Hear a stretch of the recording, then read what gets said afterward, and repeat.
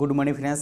आज हम लोग देखेंगे जीके जीएस, ठीक है, इसका शॉर्ट ट्रिक। इससे पहले एक मेरा और वीडियो है जीके जीएस का डाला हुआ है, वो आप लोग ज़रूर देखें, और उसके बाद ये दूसरा वीडियो आपका है वो भी देखें, ठीक है। चलिए तो आइए हम लोग देखते हैं शॉर्ट ट्रिक, जीके जीएस का शॉर्ट ट्रिक है, ठीक है। दोस्तों फ्रेंड्स, वीडियो को देखते हैं तो वीडियो को लाइक शेयर और सब्सक्राइब ज़रूर कर दें, ताकि सब्सक्राइब करने के बाद आपको नोटिफिकेशन वीडियो का, ठीक है, नोटिफिकेशन आपको मिल सके, ठीक है। जब वीडियो डालेंगे आपको नोटिफिकेशन मिल जाएगा। चलिए आइए तो वीडियो को स्टार्ट करते हैं। तो फर्स्ट आपका ट्रिक है, चलिए फर्स्ट ट्रिक देख लें। कवक से होने वाले रोग, कवक से होने वाले रोग। अब कवक से होने वाले रोग को हम ट्रिक द्वारा कैसे याद करेंगे? यहाँ है तो कवक से होने वाले रोग, इस कवक से होने वाले रोग को हम ट्रिक द्वारा कैसे याद करेंगे? तो इसका ट्रिक है ए खाद गंदा है। क्या है इसका ट्रिक? क्या है? ए खाद गंदा है। एक कवक से होने वाला रोग है, इसको कैसे याद करेंगे? तो ए खाद गंदा है। अब ए खाद गंदा है तो ए से क्या होता है? अब यहाँ ध्यान रखना कि ए से आपका क्या होता है? तो ए से होता है एक्जिमा। एक्जिमा, एक से ए से क्या हो गया? एक्जिमा। ए से क्या ध्यान रखना है? एक्जिमा। अब खा से है, खा से है तो खा से आपका क्या ध्यान रखना है? खाज। खाज, खा से क्या आपको ध्यान रखना है? खाज रखना है। क्या ध्यान रखना है? खाज रखना है।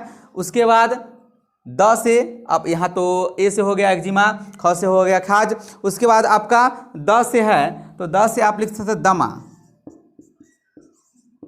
दमा, द से आपका क्या हो जाएगा? दमा हो जाएगा। और गन से है तो ग से हो जाएगा गंजापन।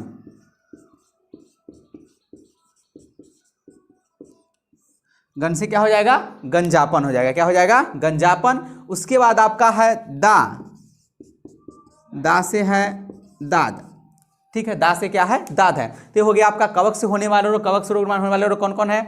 इसका ध्यान रखना ट्रिक आपको। ए खाद गंदा है, ए से हो गया एक्जिमा, खा से हो गया खाज, द से हो गया दमा, और ग से हो गया गंजापन, और द से आपका क्या हो गया? दाद हो गया। ये आपका ट्रिक होगा। ए खाद गंदा, ए खाद क्या है? गंदा है। किस क्या है इसका? तो कवक से होने वाले रोग है। अब चलिए आइए अब इसका दूसरा ट्रिक देखते हैं। चलिए आइए देखते हैं। अगला है आपका तना वाला प्रमुख फसल। क्या है? तना वाला प्रमुख फसल है। अब तना वाला प्रमुख फसल को हम कैसे याद करेंगे? अब तना वाला प्रमुख को आपको ध्यान रखना है, हद कर दी आपने। इसका ध्यान रखना है, हद कर दी आपने। क्या ध्यान रखना है? हद कर दी आपने। ये तना वाला प्रमुख फसल आपका है कि हद कर दी आपने। अब हद कर दी आपने तो हद से क्या हो जाएगा? हद से क्या हो जाएगा? हल्दी। हद से क्या हो जाएगा? हल्दी हो जाएगा। कर से आपका क्या हो जाएगा? कर से हो जाएगा केसर। क्या ध्यान रखना है? कर से केसर। कर से क्या ध्यान रखना है? केसर। और दी से एक थोड़ा आपको ध्यान रखना है, थोड़ा ट्रिक बनाने के लिए है कि ध्यान रखना है अदरक। दी है यहाँ द आ जाता है, इसलिए हम लिखे हैं अदरक, ठीक है। ट्रिक बन जाएगा। लेकिन अ से आता है, इसलिए यहाँ आपको दी से ध्यान रखना कि अदरक होता है। आ से क्या होता है? आलू। अ से आपका हो जाएगा आलू। क्या हो जाएगा? आ से आलू हो जाएगा। अब प से आपका क्या हो जाएगा? प्याज हो जाएगा। प से आपका क्या हो जाएगा? प्याज हो जाएगा। तो यहाँ तना वाला प्रमुख फसल हो गया आपका कौन कौन? कि हद से हो गया हल्दी, कर से हो गया केसर, दी से आपको खाली एक्स्ट्रा ध्यान रखना है कि अदरक होता है, आ से हो गया आलू, और प से आपका क्या हो गया? प्याज हो गया। तो इसमें आ गया जितना भी है कि तना वाला प्रमुख फसल आ गया, ठीक है। इसको स्क्रीनशॉट आप खींच लीजिए। चलिए अब अगला ट्रिक हम देखते हैं। चलिए आइए देखते हैं। आपका अगला टॉपिक है दिल्ली सल्तनत का क्रमिक वंश। आपको क्या ध्यान रखना? दिल्ली सल्तनत का क्रमिक वंश। तो आप लोग दिल्ली सल्तनत में जानते हैं कि दिल्ली सल्तनत 1206 से चालू होता है, ठीक है, 1206 से। और इसका प्रथम जो होता है गुलाम वंश होता है। और गुलाम वंश की स्थापना किसने किया था? तो कुतुबुद्दीन ऐबक ने किया था। किसने किया था? 1206 में कुतुबुद्दीन ऐबक ने किया था। अब एक बात और यहाँ सुन लीजिए, कुतुबुद्दीन ऐबक जो है किसका गुलाम था? तो वह गौरी का गुलाम था। और गौरी के बारे में आप जानिएगा तो गौरी आप जानते हैं कि तराई के प्रथम युद्ध और तराई के द्वितीय युद्ध, ये दोनों गौरी लड़ा हुआ है जो पृथ्वीराज चौहान के बीच हुआ था। तराई का प्रथम भी और तराई का द्वितीय भी, ठीक है। जब प्रथम में पृथ्वीराज चौहान विजय हुआ और द्वितीय में गौरी विजय हुआ, ठीक है। अब जो कुतुबुद्दीन ऐबक जो होता है वह गौरी का गुलाम होता है, ठीक है। कौन होता है? गौरी का गुलाम होता है। तो गौरी का गुलाम होता है तो कुतुबुद्दीन ऐबक ही गुलाम वंश की स्थापना करता है दिल्ली सल्तनत में प्रथम बार। अब यहाँ देखेंगे किसका क्रमिक वंश, आपको दिल्ली सल्तनत में क्रमिक वंश कौन कौन है। अब यहाँ आपको लिखना है कि गुलाब खिले तो सांस लो। आपको क्या ध्यान रखना है कि गुलाब खिले तो सांस लो। क्या ध्यान रखना है कि गुलाब खिले तो सांस लो। अब यहां देखिए गुलाब से आपका क्या आ जाएगा? गुलाम वंश। उसके बाद खिले से आपका क्या हो जाएगा? गुलाम से तो आपका हो गया गुलाम वंश। चलिए अब खिले से हो जाएगा खिलजी वंश। खिलजी वंश हो जाएगा। खिले से आपका क्या हो जाएगा? खिलजी वंश हो जाएगा। खिले से आपका खिलजी वंश हो जाएगा। चलिए अगला आपका टॉपिक हम देखते हैं। तो से क्या होता है? तो से आपका होता है तुगलक वंश। तो से क्या होता है? तो से यहां लीजिएगा तो तुगलक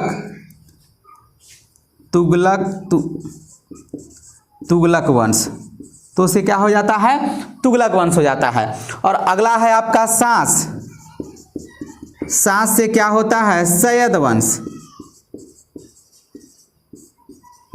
सांस से आपका क्या हो गया?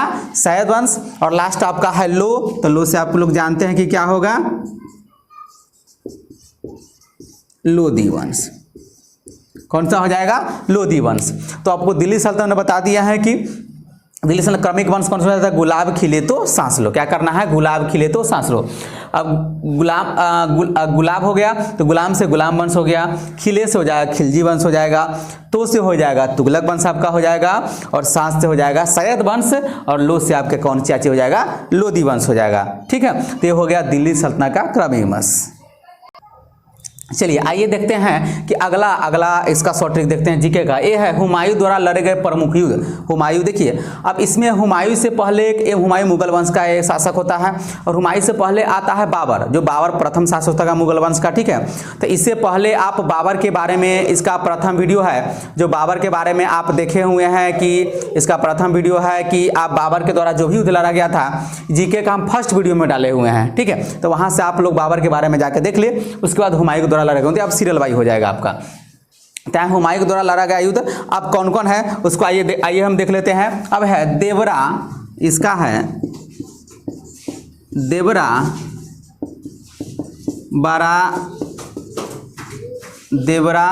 बड़ा चोरबा, चाहे देवरा चोरबा सर ऐसे लिख सकते हैं इसको, देवरा चोरबासर।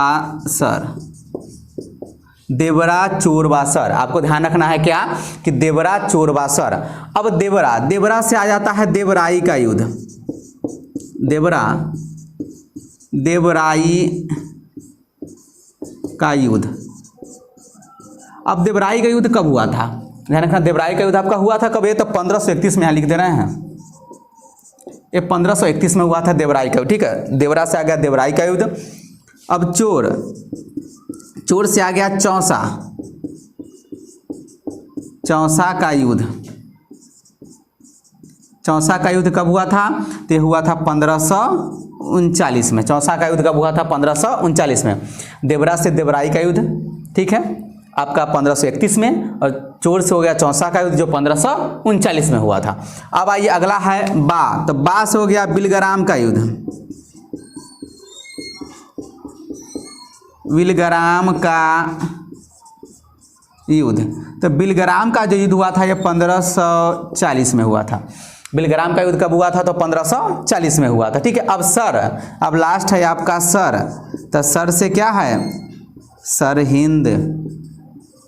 सरहिंद का युद्ध। सरहिंद का युद्ध।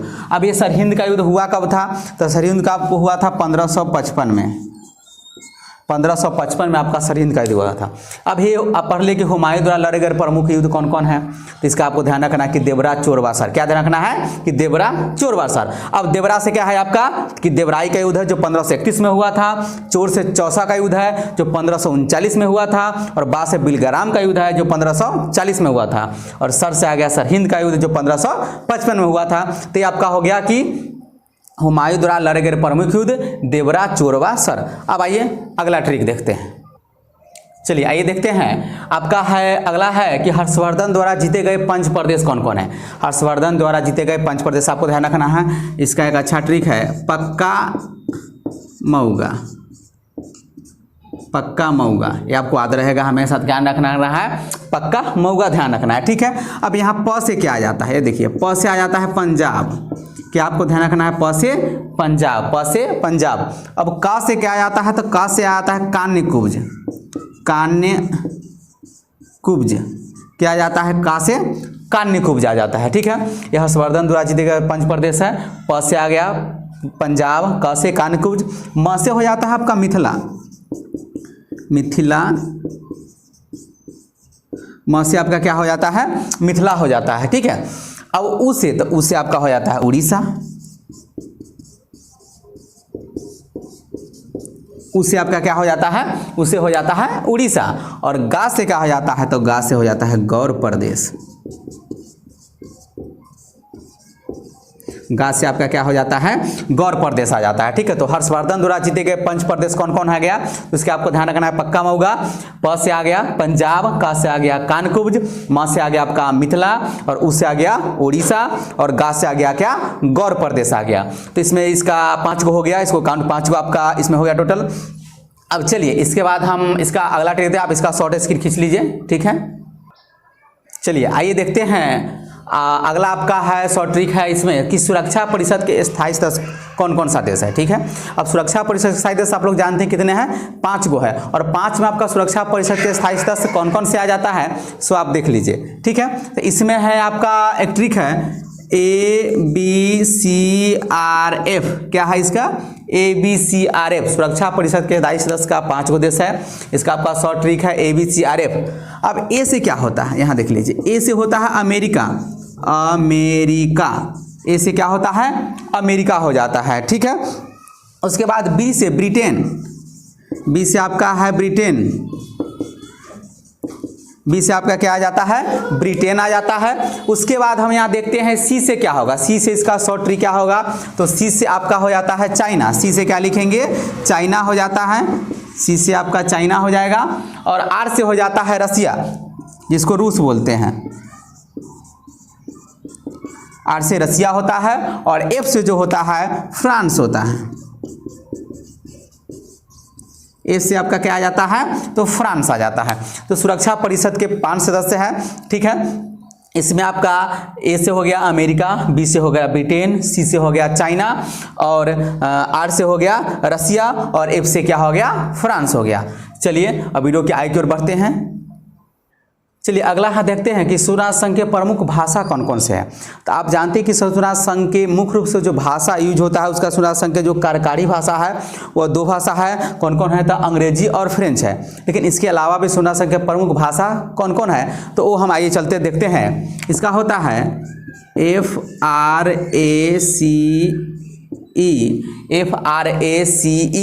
उसके बाद है स्पेनिश।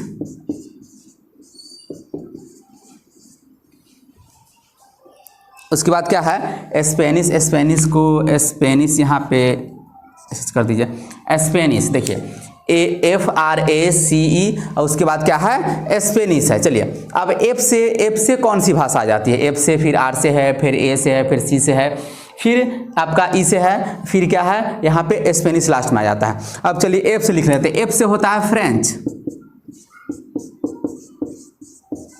एफ से आपका क्या भाषा आ गया, फ्रेंच। एफ से क्या आ गया, फ्रेंच हो गया। अब आर से हो जाता है रसिया।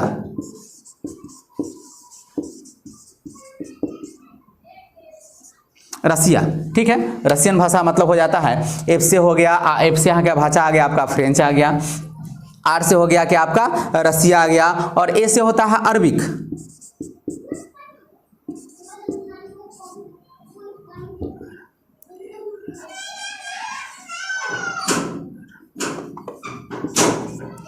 अरबिक होता है, ए से आपका क्या हो जाएगा, अरबिक हो जाएगा, क्या हो जाएगा, अरबी, या सीधे अरबी भी, इसको अरबी भी हम लोग बोलते हैं, ठीक है, इसको आप लिख सकते हैं अरबी भी बोलते हैं, ARABEE, अरबी।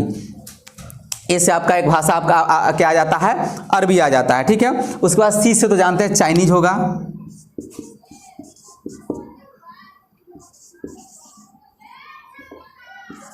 चाइनीज आपका हो जाएगा, सी से आपका क्या हो जाएगा, चाइनीज हो जाएगा, ठीक है। अब यहाँ से एक ई से आपका, ई से इंग्लिश, ई से कौन सा हो जाएगा, इंग्लिश हो जाएगा, ई से इंग्लिश हो जाएगा। एफ से आ गया फ्रेंच, आर से आ गया रसिया, ए से आ गया अरबिक, सी से आ गया चाइनीज और ई से हो गया इंग्लिश। और एक हो जाता है स्पेनिश, ये आपका स्पेनिश, स्पेनिश ही रह जाएगा, ये यहाँ पे लिख देते हैं स्पेनिश।